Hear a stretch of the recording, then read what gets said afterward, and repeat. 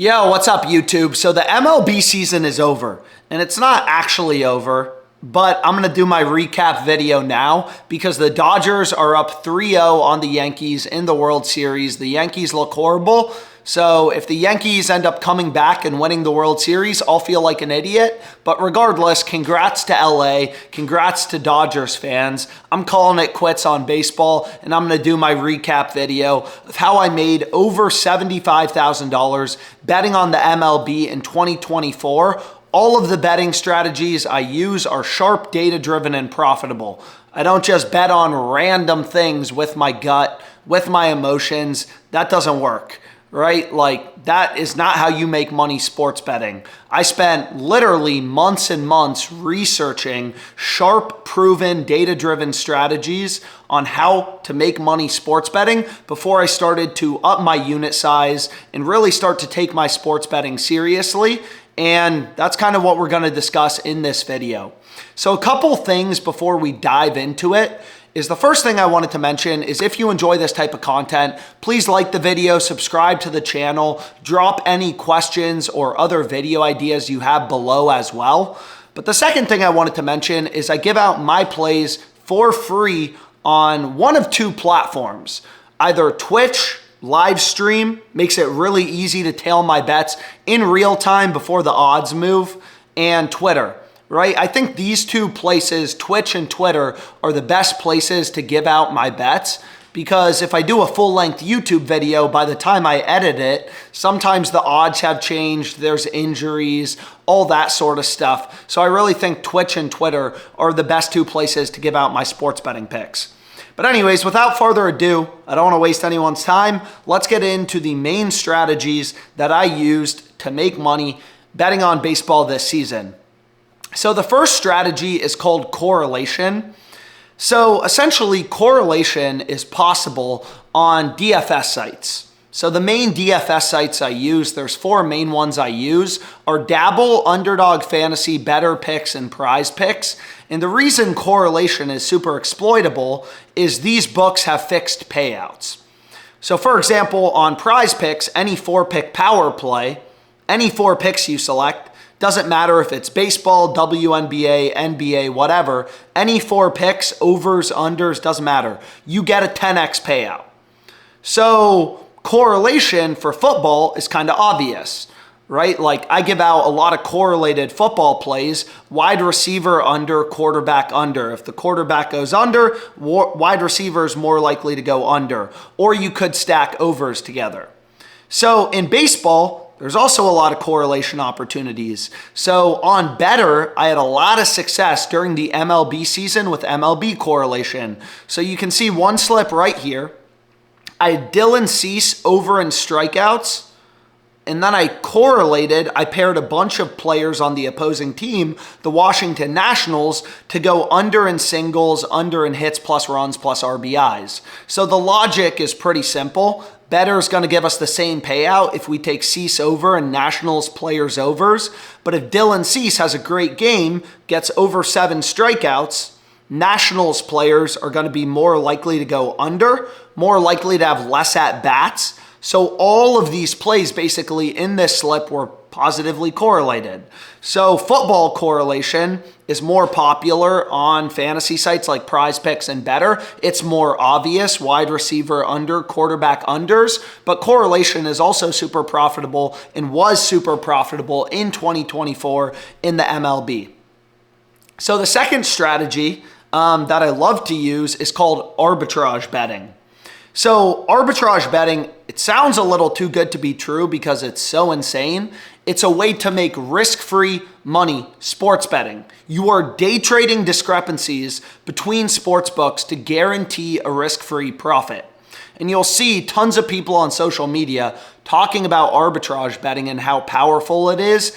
Arbitrage is actually the first strategy I used when I started gambling. It's how I made my first $40,000 was with arbitrage betting. And again, if you're doing it properly, you have no risk. All sportsbooks set their own odds. So all that arbitrage is out of the millions of odds across sportsbooks, you want to find spots where two books have such different odds that you can bet the over on one book, the under on a different book, maybe the over on FanDuel, the under on DraftKings, to guarantee a risk-free profit. So this is called arbitrage betting, and I'll give you an example here in a second that someone actually played on Fliff. So I think the best way to learn about arbitrage is just with examples. So let's kind of go through this play that this guy locked in. It's on the Diamondbacks team total. And essentially what you're going to notice is there is a huge discrepancy between sports books. If you look at these odds, they are way out of sync. So again, there are millions of lines available across sports books. We're looking for the needle in the haystack. The few rare spots where two books are so out of sync that you can bet the over on one book, the under on another book, and guarantee a profit. So essentially, that's what we're getting here. Fliff, is super different than FanDuel. Fliff has the over at minus 150. That's what we want to bet. FanDuel has the under at plus 240. So let's kind of go through how do you turn this into a risk-free profit with arbitrage betting. So essentially what you want to do is you want to use an arbitrage calculator. All this does is it makes sure you're betting in the proper proportion. So Fliff has a max bet size of $500. So I put that into the arbitrage calculator. I'm betting $500 on the Diamondbacks team total over at minus 150. And then FanDuel, which has the best price on the under, they have the under at plus 240. The ARB calculator tells me to bet 245.10, and I'll make a risk-free profit of $88.24. So what I recommend doing is just round the bet size on Fliff. You don't want to sketch out the sports books. Round down from 245.10 to 245.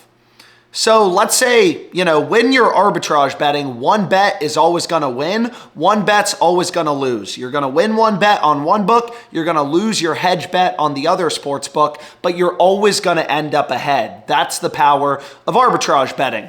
So let's say the Diamondbacks go over 2.5. They cover their team total. They go over. So if that happens, our bet on Fliff wins, our bet on FanDuel loses. So on FanDuel, we bet the under for 245. So we lose 245 on FanDuel, but on Fliff, our over wins. We bet $500, the max allowed on Fliff, at minus 150 odds, which means we go up 333.33 profit. That's $500 bet at minus 150 odds. That means if the over cashes, we'll win 333.33. So long story short, if the over wins, right, we lose on FanDuel, we win on Fliff, and we end up with a net profit of $88.33.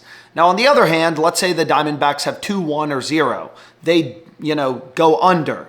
In that case, we lose $500 on the over on Fliff. On FanDuel, we profit $245 times 2.4, $588. Once again, we end up $88 profit. So following an arbitrage calculator, regardless of the result, if the Diamondbacks play amazing or they get no hit, it doesn't matter. Regardless of what happens, regardless of the outcome, we're making $88 in risk-free profit. So that's arbitrage betting. That's one example. This strategy, it's not only relevant to the MLB. You'll see there are a tons of NBA, NFL arbitrage bets. NFL and NBA are actually much better for arbitrage betting than the MLB. But without further ado, let's kind of get into the third strategy. So the third strategy is called positive EV betting. So essentially what positive EV betting, value betting, means is it just means finding market discrepancies. So for example, let's just look at this bet on Fliff. We just went through an arbitrage example. It's really clear looking at the market, right, that Fliff is offering way too much value. They have the Diamondbacks. What do they have the Diamondbacks at? They have the Diamondbacks over 2.5 at minus 150, and every other book has this at minus 275, minus 330. So this would be a positive EV bet. The best advice I got when I started sports betting, I used to be a quant trader and my boss was a really good sports bettor. And what he told me is you want to treat sports betting like trading a stock. So essentially we're buying the Diamondbacks over at minus 150, $150, when the rest of the market is saying, hey, this should be priced around minus 275, minus 300, $300. So we're buying a stock essentially at half price relative to what it's trading at in the free market. So finding value, nobody wins every single bet. If you want to make money sports betting, it's all about finding value, getting an edge, and winning long term. In positive EV betting, finding market discrepancies is the main strategy that I use to make money. So the final strategy I use to make money, it's pretty simple, but take advantage of the low-hanging fruit, like promos, like discounts, like risk-free bets. So you can see this is an example of a promo on Sleeper. A few times every week, they'll discount players' lines. A lot of these discounts, a lot of these promos are super profitable. I actually made a video previously on how there's over $18,000 in free money just from sportsbook sign-up bonuses. PrizePicks has an $100 deposit match. Just from these deposit matches and sign-up bonuses, you can make over $18,000 profit if you travel around the US, the United States.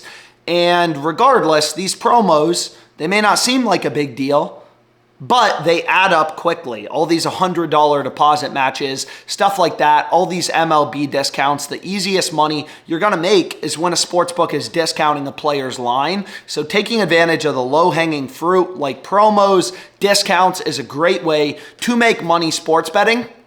But regardless, I hope you enjoyed this video. Again, any questions, comment them below. Please like and subscribe to the channel, and thank you so much for your time.